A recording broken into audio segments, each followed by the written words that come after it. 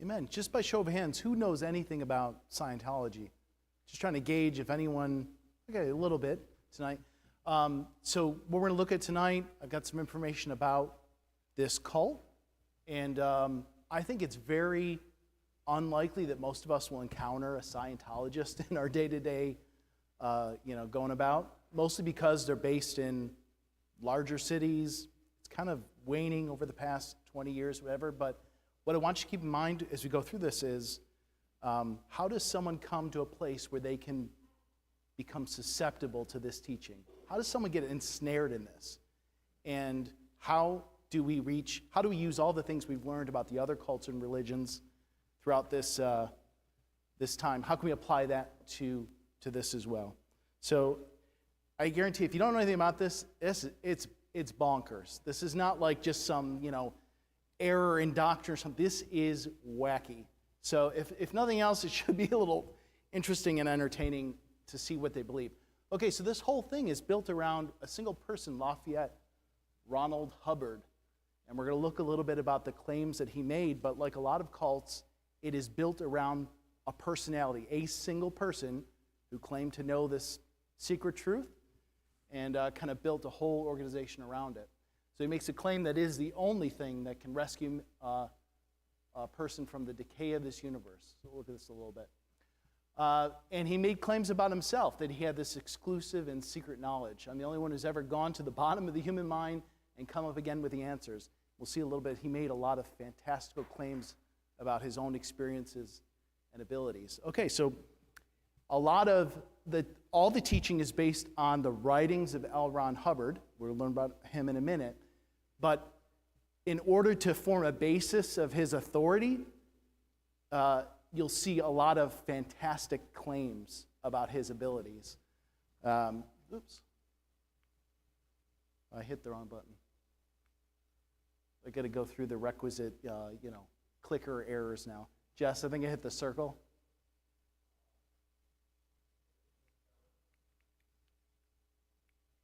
There we go.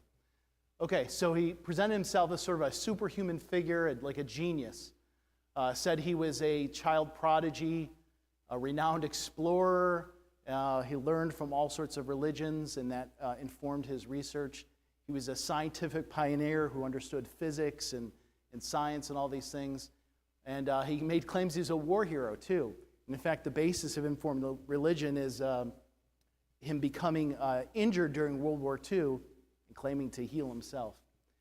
So a lot of crazy claims about him, but he's just a regular guy born in Nebraska. So in the U.S., we're talking about someone who's grew up, during the pre-war years and served in World War II. Again, he made all these kind of fantastic claims. He said that he did attend George Washington University, and but he dropped out due to poor grades. So, which doesn't really connect with all these crazy claims he makes about being a scientific genius. Again, you'll see some really ridiculous things. L. Ron Hubbard's the first to rise to the level of nuclear physicist above Sigmund Freud. That statement on his face doesn't even make any sense because Sigmund Freud wasn't a physicist. But you just see kind of like ridiculous things, kind of laughable here. All right, but he did flunk out of college. But that didn't stop him. He, if nothing else, was extremely, ruthlessly ambitious. Okay, so where does this all start is his career as a science fiction writer.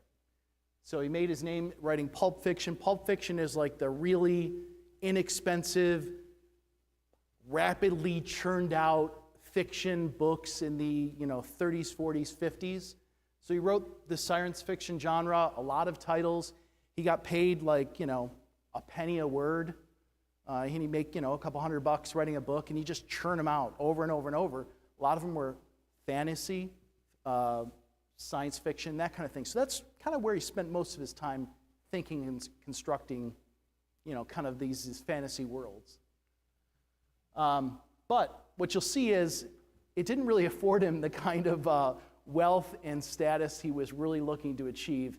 And he kind of let slip some statements during these years and during the beginning years of Scientology where he kind of clued people in on his real ambition, and that was to become really wealthy and powerful. And he said, You wouldn't do it by writing science fiction books. If you really wanted to do it, to get rich, you'd start a religion. So, World War II, he claims to be a highly decorated war hero who led heroic naval missions and claimed he was blinded and crippled in World War II.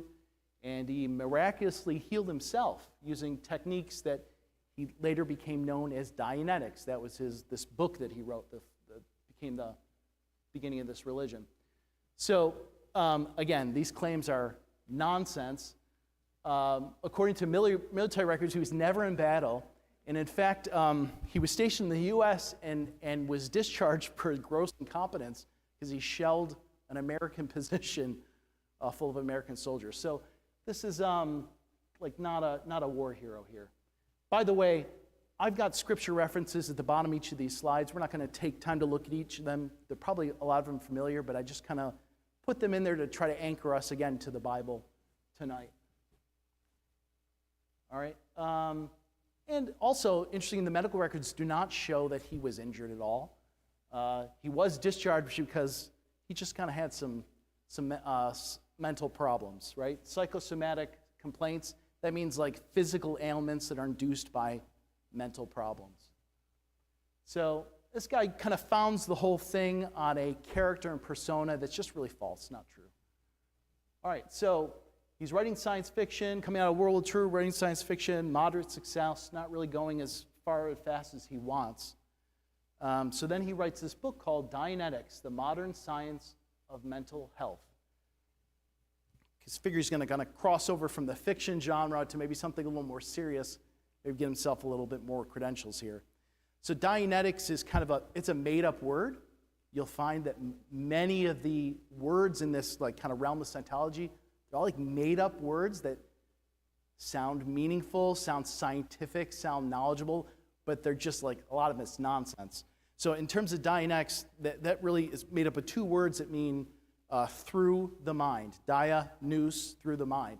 And what his basic premise was, there's like two parts of your mind, your conscious mind and your subconscious mind. This is not really like new original thinking. In fact, a lot of it's recycled stuff from Sigmund Freud and psychoanalysis and stuff like that. Just kind of repackaging and making it sound pseudoscientific. So he writes this book, and it was actually a bestseller briefly in 1950, and claimed it was kind of a revolutionary approach to mental health. And his premise in this book is that like the human mind records negative experiences, and he gave him this name called, we might call it a bad memory or a bad experience. He gave it this scientific name as an engram.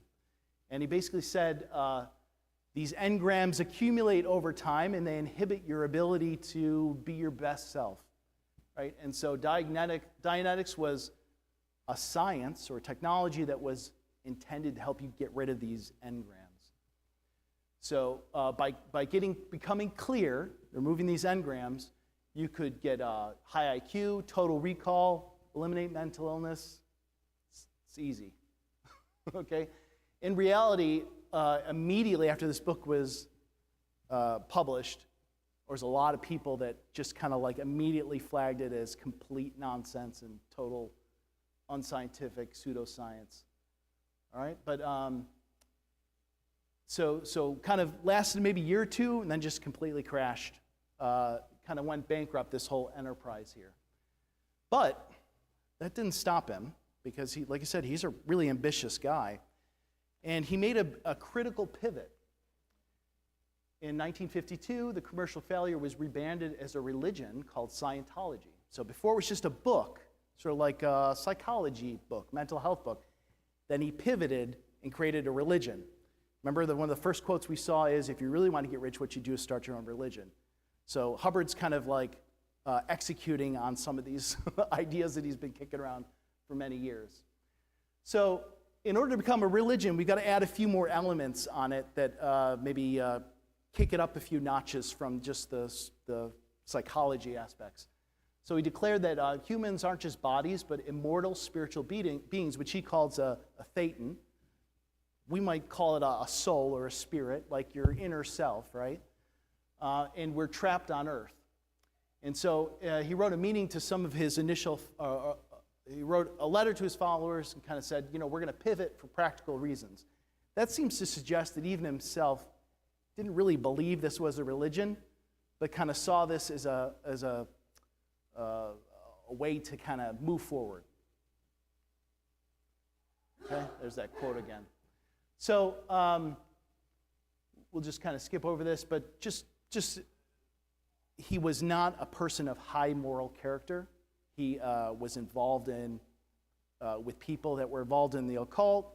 He was an abusive spouse. He was a bad guy, right? Not a good moral character who believed nonsense. This was a bad person who understood how to manipulate people and really made quite an industry out of it. Okay? Like a lot of these cults, they're, like we said in the beginning, they're built around a single, the founder, the initial founder, and he, was not to be questioned by anyone who is a member of this religion. His claims were unreproachable. Anybody who doubted or tried to refute, they're labeled with this label called you're a suppressive person. These are one of these pseudo-technical terms that he'd assign in the religion. But basically, like anybody who doubts, you just kind of carve them out and push them to the side. So even today, Scientologists are forbidden from criticizing Hubbard.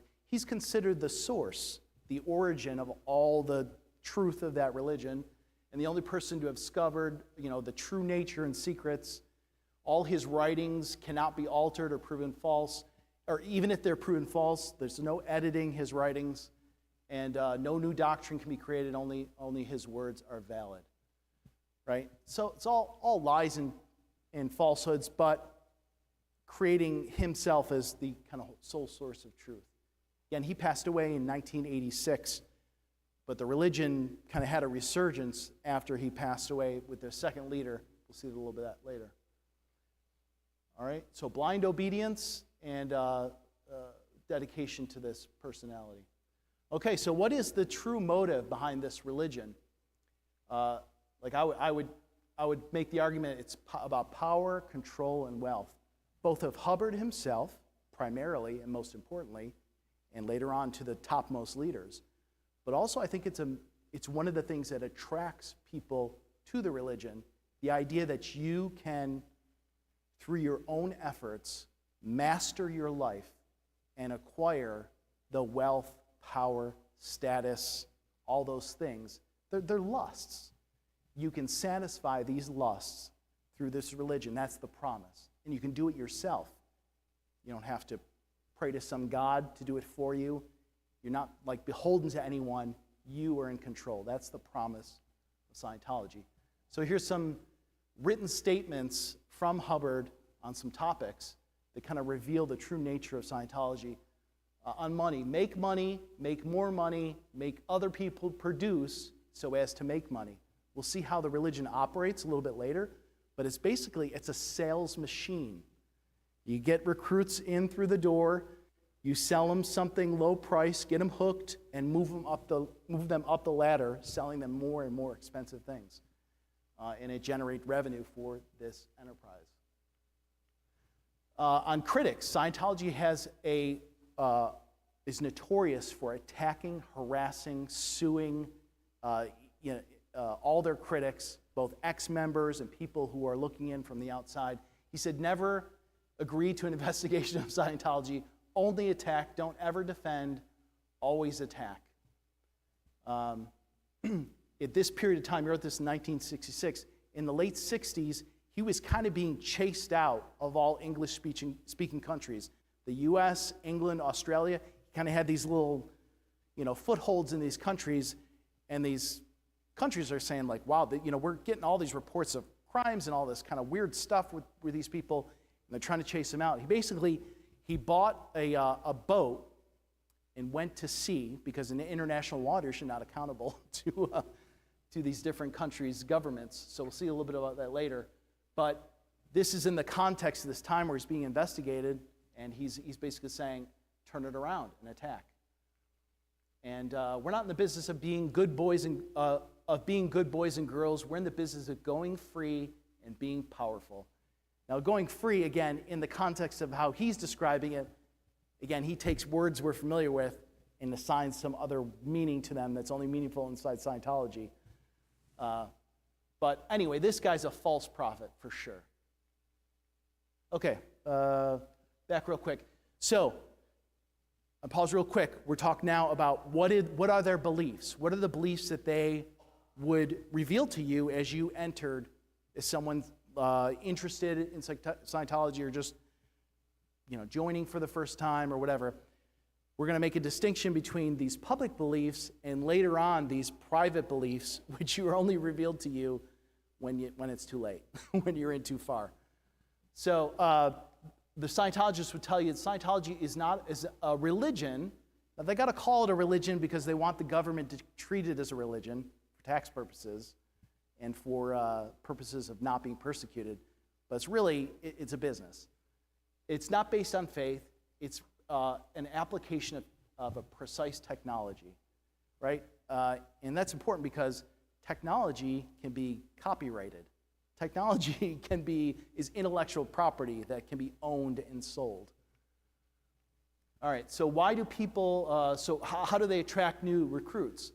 So what you might see in large cities like Los Angeles or New York, where they have these centers of operation, these churches and centers, you might see a table like this set up in a mall or in a farmer's market or on the street in front of one of their businesses, and basically they want to attract you in, offer you a free personality test.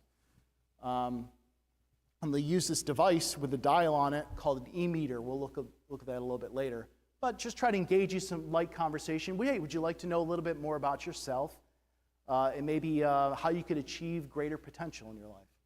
Right? And so they'll maybe give you a little personality test, offer you some self-improvement programs that promise, success, happiness, enlightenment, and then they're going to sort of try to sell you that first book, right? They kind of get you hooked into their sales funnel. Okay? Promise to fix your life's problems: stress, depression, addiction, bad relationships. They might talk to you as a business owner, someone who can improve your business. And if you're interested more in the spiritual side, they might talk to you about having spiritual freedom. And again, they teach each man is a thetan, this kind of immortal spiritual being, and Scientology alone can help you reach your full potential as a thetan. Okay, so in contrast to Christianity, this is important. Christianity, Bible Christianity, teaches that you are reliant upon God's grace. Scientology teaches you that you alone are responsible for your own salvation and your own progression using the tools of Scientology, which are auditing. We'll look at that in a second. Okay, so what do they teach about God's existence? So on the surface, Scientology would say that it is compatible with any other religion. You can be a Buddhist or a Hindu or even a Christian and add Scientology to it. It's kind of something that the Freemasons also teach, right? They don't care what religion you are. Freemasonry is like kind of an add-on. It's independent of.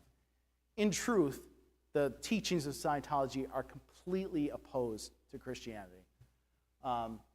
But Hubbard taught that there didn't really teach much about God. God is sort of left to you to figure out what is your truth. But the highest goal is not about knowing God. It's not a religion that's based in a personal relationship with a God. It's about you becoming spiritually powerful yourself. The ability to master your life and master your environment, all those kind of things. So the focus is on yourself and not worshiping a deity. Okay? So this is dangerous because Scientology removes the need for a personal relationship with God and makes man the center of existence. Okay? This is the original lie from the garden, right? Ye shall become as gods. So what does Scientology teach about man's purpose? It's to achieve spiritual enlightenment and total self-determination, ability to manipulate and control your environment, your life, and your world for yourself. whereas Christianity is going to teach that man's purpose is to glorify God and enjoy him forever. Isaiah 43. We'll read that verse real quick. Isaiah 43:7. Even every one of you that's called by my name, for I have created him from my glory. I have formed him, yea, I have made him. Right? So in Scientology is very impersonal in that regard. So man's not a fallen sinner, but this immortal being who's forgotten his divine nature, forgotten his power. And through Scientology, you can sort of erase those negative past experiences that are holding you back from your full potential. All right? But we know in truth man's created by God and is accountable to God, who is his creator. All right, so what does Scientology teach about sin? So right and wrong in Scientology it's purely practical. Whatever works to advance your survival, advance the expansion of your power and ability, that's ethical in the Scientology mindset. There's no absolute moral law. Ethics are determined by what's effective. Sin's not a rebellion against God. It's just a mistake that harms your progress as a Thetan, right? So sin is sinning against yourself because it's holding back your progress. It's not a violation of God's moral law. All right? So the solution to sin is not repentance, but paying for more Scientology courses and auditing sessions. We'll look at what auditing is in a second. So Scientology denies man's sinful nature and need for Jesus Christ. Okay, life after death. Scientology explicitly denies a heaven and hell, as taught in the Bible, and they would teach something that's more familiar, like is Hindu or Buddhist, like a reincarnation, like an eternal reincarnation over and over and over. But whereas in the goal in the Hindu and Buddhism is to, like, being reincarnated is bad, right? If you're reincarnated, it means you didn't do a good job last time, so you have to try again, like this endless wheel of suffering. In Scientology, like, it's just another chance to go higher, to get more powerful. So, and if a person advances far enough in Scientology, they can eventually escape the cycle of rebirth and regain complete and total spiritual freedom. But on your way, you can still enjoy this power that you're developing in each of these cycles. Okay, no eternal punishment for sin. Only consequence for not advancing in Scientology is having to pay for more courses. It's really, really expensive. So, it removes the fear of God's judgment and denies the gospel's warning of eternal punishment for sin. Right? Because if I don't get it right this time, I'll just try again next time. And in fact, this thinking so corrupts the minds of its adherents that it's said that suicide rates are more than 10 times the normal population in Scientology because of this concept that I'll have another go. Maybe it'll be easier next go around. Very, very poison. All right, so auditing. This is the main practice around which all of Scientology is built, this concept called auditing. And again, it's given as like a scientific name, kind of like auditing. Oh, it sounds like very like a science experiment or a lab session or something. It's like Catholic confessional with a fake lie detector. This device here is called an e-meter. You'll see he's holding two, kind of like, looks like two soup cans connected to a cord, and there's a little dial there. Now, all that is, it's one component of what we use in the U.S. as a standard polygraph system, right? So it's measuring conductivity in your skin based on, the idea that when you become more nervous, your sweat glands open up and conductivity increases. So basically, these auditing sessions are counseling sessions where they will run through prescribed, kind of conversations and word associations, just kind of strange things, and sort of read that meter to sort of discover your reaction to them. And the objective is to discover these engrams, these negative thoughts that are associated with certain topics or words or whatever, And the goal is to do it over and over and over again until your needle doesn't move, and that means you're clear. It's not bothering it. We released that bad negative thought. All of those engrams, which are those negative thoughts and experiences, are erased, and you're freed from past trauma. Only problem is it's very expensive. It can cost hundreds of dollars an hour, up to $500 an hour to go through these sessions. And as we'll learn later on, you can't progress in Scientology without moving through these auditing sessions and courses. What's the net result? What's the obvious net result of all that, right? Like, this is a revenue-generating machine. Do I know when I've made it to the next level? No. It's up to whoever's on the other side of that e-meter to decide. And you know what? Their decision might be partly based on their knowledge of how much money do I have to spend, okay? Oh, by the way, sessions are recorded, audio and video, and could be used against you later on.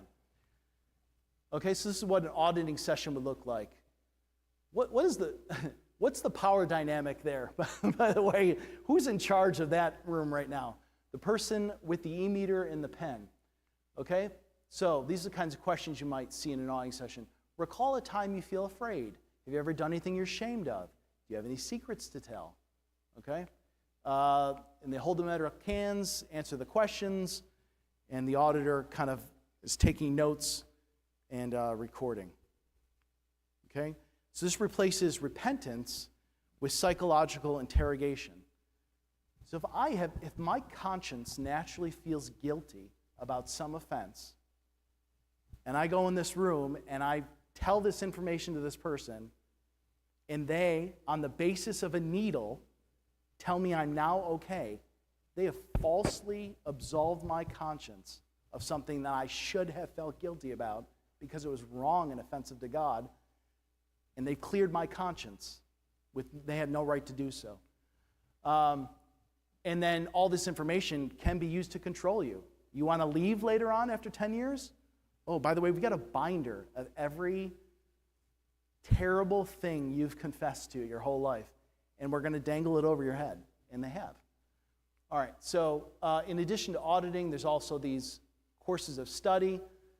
They're expected to spend time studying L. Ron Hubbard's books, policies, lectures for hours each week. Remember, this guy was making a penny a word when he was writing the science fiction books. By the time it was all said and done, when he died, he had over 65 million published words. And you can be sure that you're going to be paying to read every single one of those if you're on this Scientology path here. They use some really curious methods that are really like kind of just like hypnosis or mind control. You're reading this Hubbard book, you claim not to understand it, you ask for help, and they basically tell you to go look up every single word in the dictionary until you tell them you understand what the passage means. Now that's kind of like torture, right? Like not really torture, but you're going to do it until we all agree that Hubbard, what he said was great and true, and you understand it. And they can't question those teachings all, whether they misunderstood or not. So it indoctrinates members, teaching them not to question the church. And it uses thought control techniques to ensure blind obedience. So in order to progress through this religion, they got this sort of system called the Bridge to Total Freedom. Now, if that looks complex, it's because it is. It's designed to be complex. There's over 28 stages you have to get through to get to the top. And it is said that by the time you get to that last stage, you could easily have spent over $500,000. Think about that for a second. Over $500,000 in training and auditing to reach that last stage. How much would you have to spend before you realized you were trapped? What if you had already sunk $100,000 and your family was already gone, your friends were already gone, the only people you ever knew were now in part of Scientology, and you've sunk all your life savings, you work for this church and this organization, you're trapped. And that's kind of the point. So the goal of this whole thing is to reach these operating Thetan levels where they supposedly gain supernatural abilities. As we said, they cost thousands of dollars to reach that. The only way you can control people is to lie to them. When you start on this bridge to total freedom, you're thinking you're gaining some skills that are going to improve your control and mastery over your life. By the time you get to the top of that bridge to total freedom, you've realized you have wasted your wealth, your time, and your life on something that's complete nonsense. But it's too late because by then you're trapped. Okay, so turn salvation into a business. So quickly here, we'll just say that there is a very strict code of control over members' behaviors in Scientology, and the penalties are very severe, up to and including. So if you're a member that's wanting to remain in good standing, they could put you into forced labor, believe it or not. Make you redo an auditing session again and pay another $3,000 to do the same thing you just did.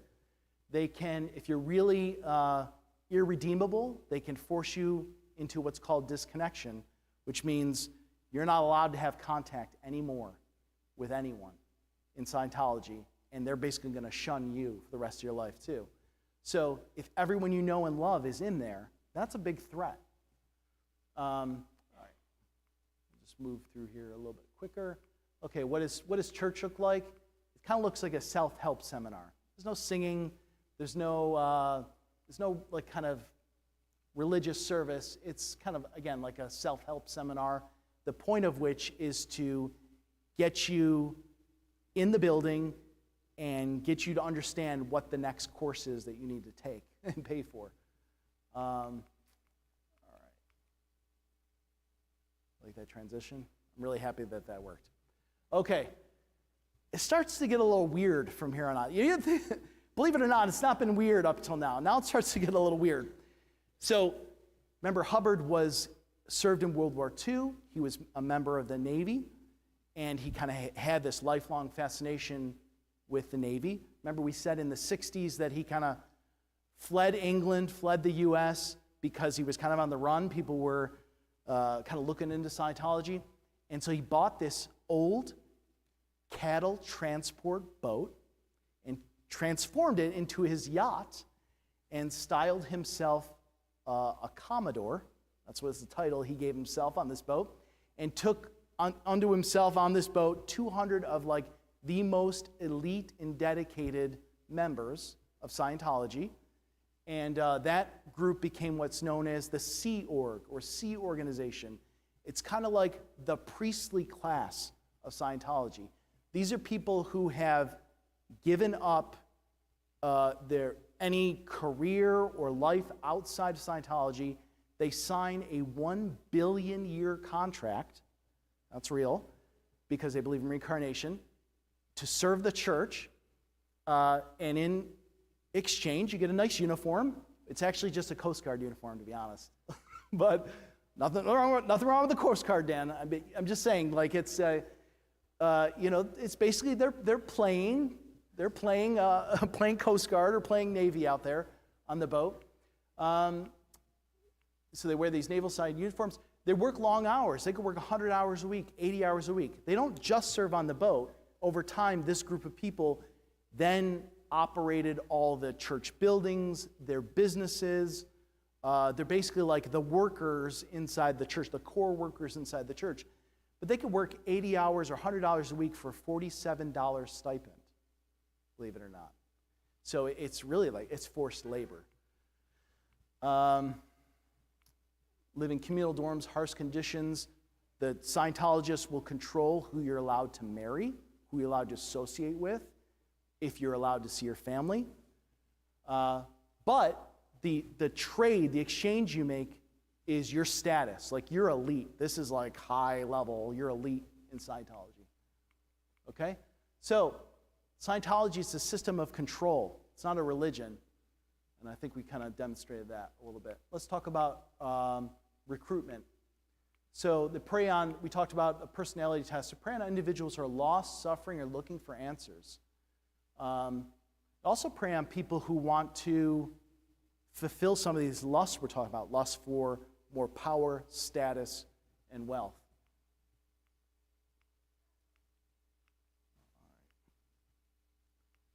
Okay. Scientology also operates some front organizations that look like charities. They look like non-religious charities, but they're really fronts for recruiting or for generating positive PR for Scientology. One of them is called Narconon, which is ostensibly about helping people get off of drugs, but all the material they use is based on L. Ron Hubbard's teachings. And by the way, once you're tenuously off drugs, they'll tell you the best way to stay off drugs is to start your auditing courses and get involved in Scientology. Same thing with Criminon, which is prisoner rehabilitation. Creates a pipeline of recruits coming right out of jail into their organization. Also, one thing Scientology is known for is celebrity influencers. They've got like movie stars and singers and TV personalities that, the most famous, which is Tom Cruise, which you'll see there. And they specifically in the 70s decided to go after and recruit these people because they can make the church look good. Like, oh, I know that guy, he's cool, and he's into Scientology, and he says great things about it. The problem is, these rich and famous celebrities, they get a much different Scientology experience than the guy who's cleaning toilets for 6 months on the cattle ship, right? Like, their experience in Scientology is like a completely premium experience. And it's actually a rule, you can't upset these people. As they move throughout the church, like they get whatever they want. And if you somehow, as a regular person, cross their path, like you scratch Tom Cruise's car when you're parking it at the Scientology Celebrity Center, like you're in trouble. You're in big trouble. You're probably going to rehabilitation work camp for a couple months. Okay, so you're not just entering this cult for personal growth. You're getting controlled. You are the product.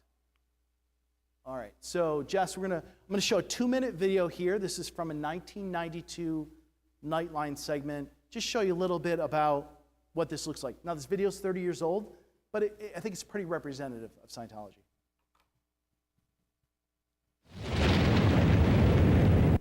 You are capable and overt as a person, but probably not to the degree that you should be or would like to be.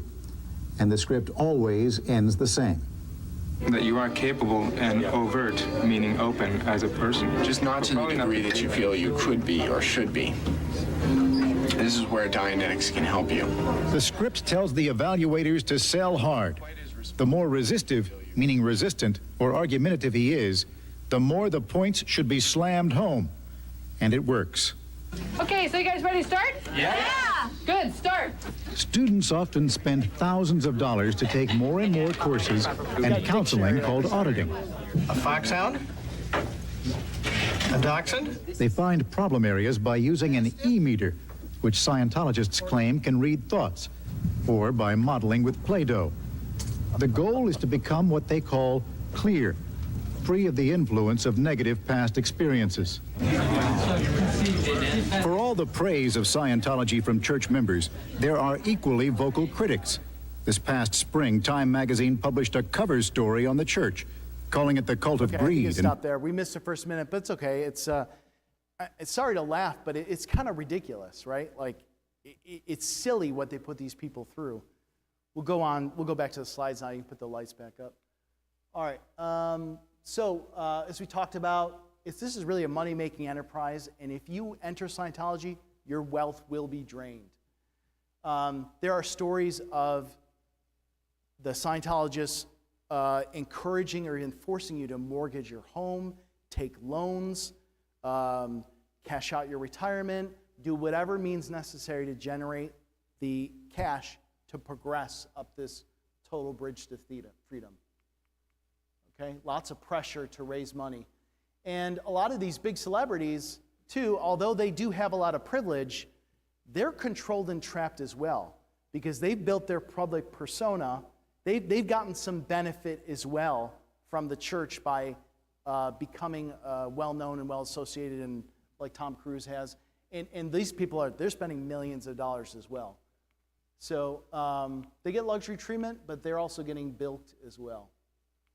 All right, so This is really, to me, like the saddest part of the whole thing, this concept of forced disconnection, where members are forced to cut off contact with friends, family who criticize Scientology. So if you're a parent and you decide, you become sort of mature in the passage of time, and you've got a teenager and you realize, wow, like I've really led my kids astray. This is terrible. I got to get out. Your kid will be stuck most likely, and you will never have contact with them for the rest of your life because of this policy of disconnection. Pardon me? You're right, yeah. Next go around, maybe. Okay, so destroys families and isolates members. So there's two kind of main places, bases of operation in the U.S. here, but one of them is in Clearwater, Florida, which is like, in the Tampa area. And there's this is kind of their spiritual headquarters. They call it the flag base. Like everything's got to have like a secret club name or whatever. But and you'll see here in this bottom picture are Scientology workers. They sort of look like waiters at a wedding, kind of like at the vest and, the tie. They kind of look like hospitality workers. So if you go into Clearwater, beginning like in the early 80s, they started to purchase buildings and land in the city of Clearwater, kind of under shell corporations and one by one. And at one point they bought this property, which was an abandoned hotel. It was called the Harrison Hotel. Anyway, over the course of 30 years, fast forward, they own a large percentage of all the real estate in the city of Clearwater and basically have taken that downtown city over. They would buy buildings on a block, keep them all secret until they owned all the pieces, and then they would swallow the whole block and turn it into their whole property. So these folks here are probably not rich enough to pay for their auditing all the way through, but they're still bought in enough that they need to progress. So the trade-off is you basically come here to work for 100 hours a week, 80 hours a week. You get a $50 stipend for your own personal money, and then all the rest of that income goes directly into auditing sessions. These people they're slaves to this religion, and they're trapped. And these people in Clearwater, they may come from Indiana or Nebraska or California or New York, whatever. They left their family. They left everything they knew. They're in Clearwater. They have no possessions. They make $50 a week, and these are the only people they know, and they're stuck. It's a trap. It's evil. There are strict punishments for disobedience. We talked about this forced labor camp. That's a real thing. All right, I'm going to fast forward a little bit. They own about $3 billion of assets.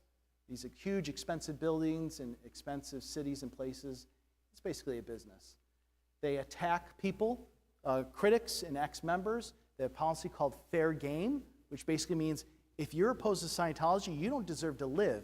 And anything that we do in the church to combat you is appropriate and ethical. That includes sending PIs to your house, going through your garbage, harassing everybody you know, bringing lawsuits against you. It's really, really aggressively evil. Okay, skip through here. All right. One of the reasons Hubbard wanted to turn this into religion is to get the tax-exempt status, and they fought back and forth with that for many years with the IRS, but they did achieve tax-exempt status in the 90s, and that gives them an air of legitimacy, but really like now we, the taxpayer, funding all this kind of evil stuff. It's really pretty terrible here. So, okay. It's occult, greed, control, and deception. Okay, so now talk about the hidden beliefs of Scientology. This is where it gets completely bonkers. Okay, when you see this symbol here, what does that mean to you? What do you think when you see this? Yeah, it's a cross, though. I mean, most simply, fundamentally, it's a cross, right? Why would they want to have a cross as one of their most recognizable symbols of Scientology? If you don't know any better, right? Like you think, oh, it's a religion. Church of Scientology, religion. This is a religious symbol if I don't know any better, right? But they assign some other kind of bizarre meaning to this. This is like the eight dynamics of life: self, family, community, humankind, life forms, physical universe, spirit, and infinity. Seems like a pretty random collection, but okay, we talked about. All right, so here's where it gets a little strange. So when you remember, there's 28 levels.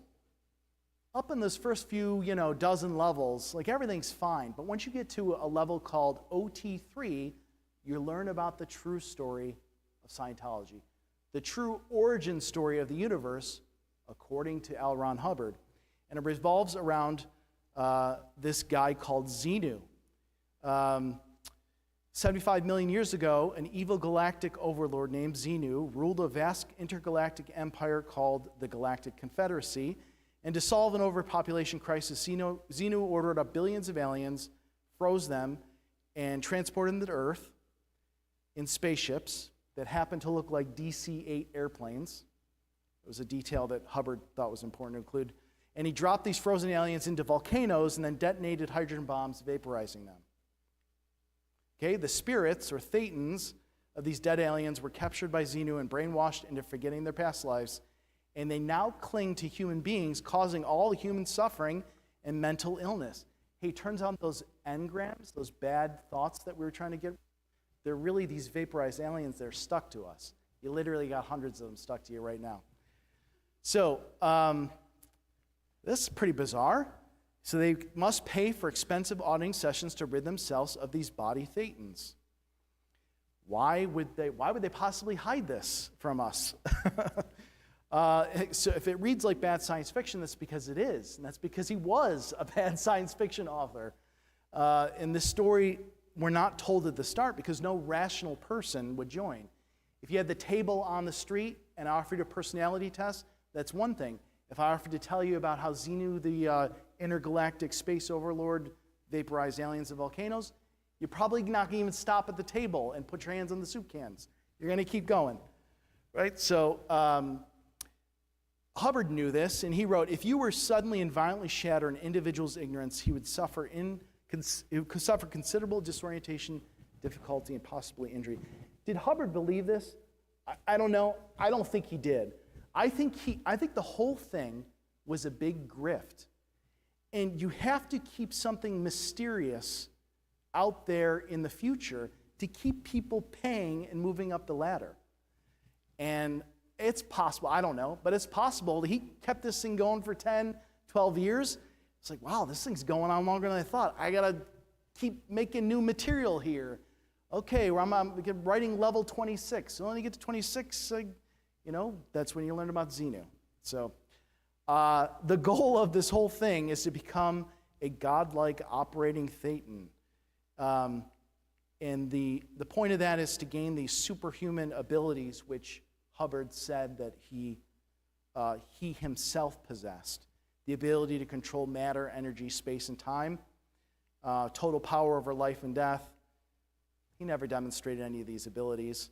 And again, if you told a new recruit that, join this club, you're going to learn, how to have some more personal discipline, become better at your business, and also control matter, energy, space, and time, you're going to lose some folks right off at the beginning, right? So you got to keep them, you got to keep something tantalizing and interesting out there in the future when they're already in too deep. Okay, so Hubbard's amazing. Okay, so what does Scientology teach about Jesus Christ?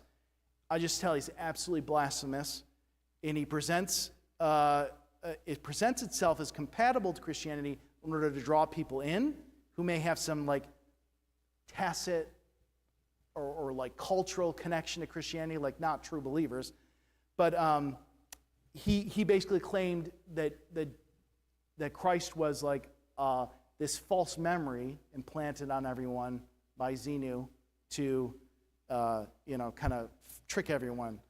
It's just completely blasphemous. The point is, this guy was an evil, evil guy.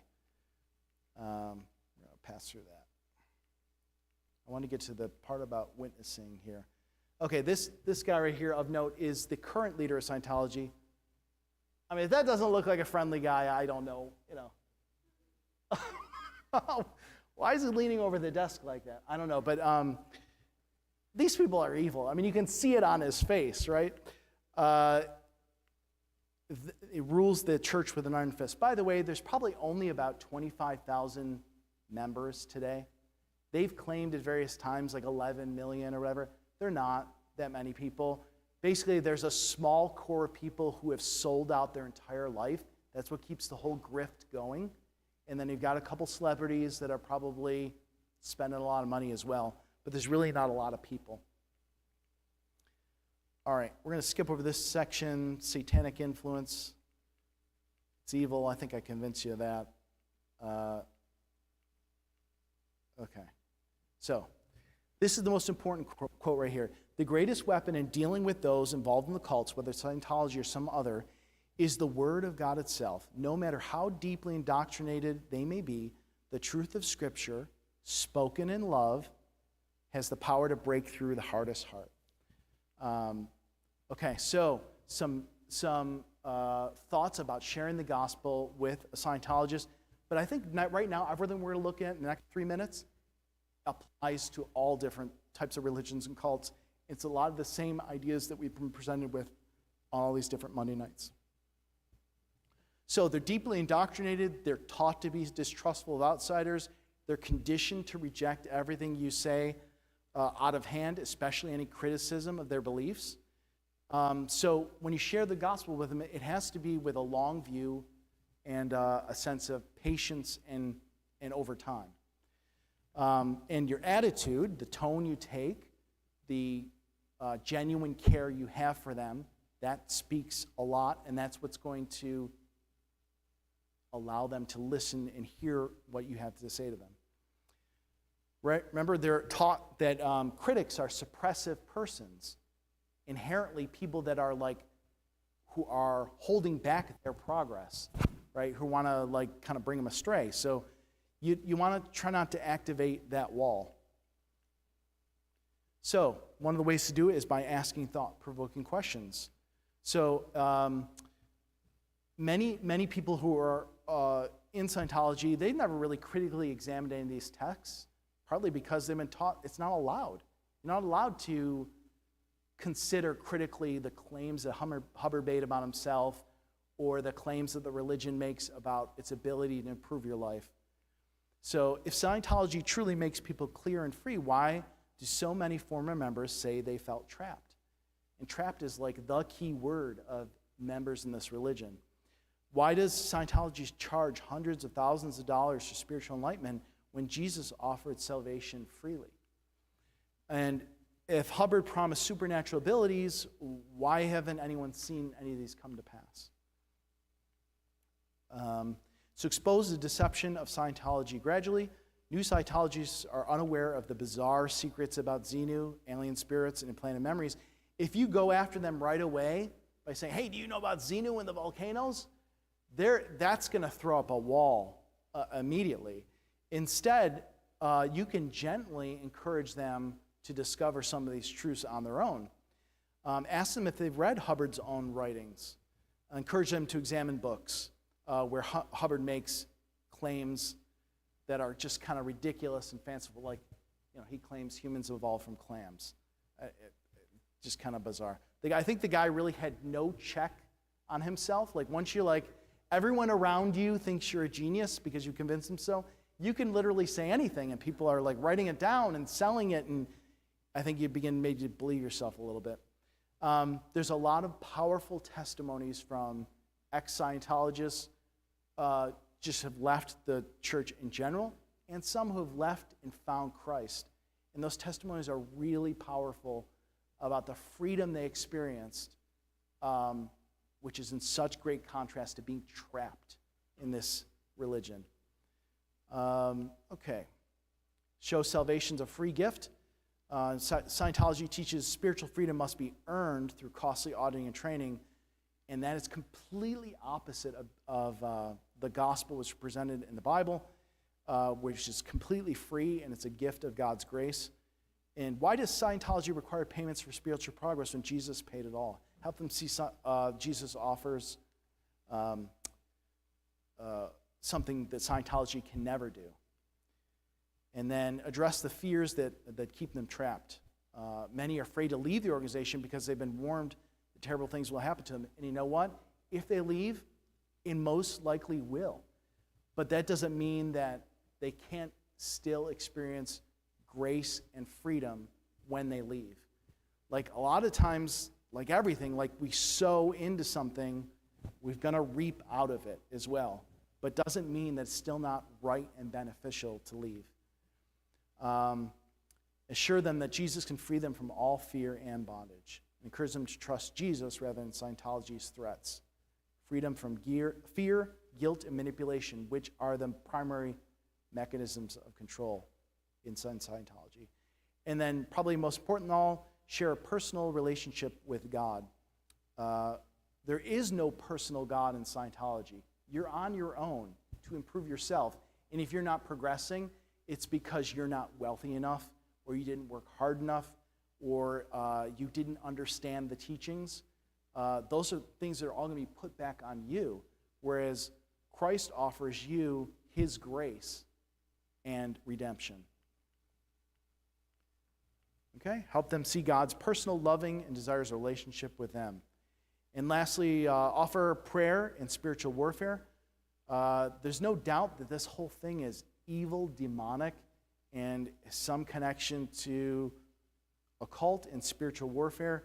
And they may need some prayer and deliverance and the power of God to break free from all that influence. So pray for them and let them know you're praying for them, that their eyes might be open to truth and its powerful ability to break spiritual deception. So believe it or not, we land, look at that, 7:31. I think that's pretty good, right? Yeah, we land on time. I may have skipped a third of it, but we're going to pray. I'll answer your questions while we're eating cookies, but I may not be able to.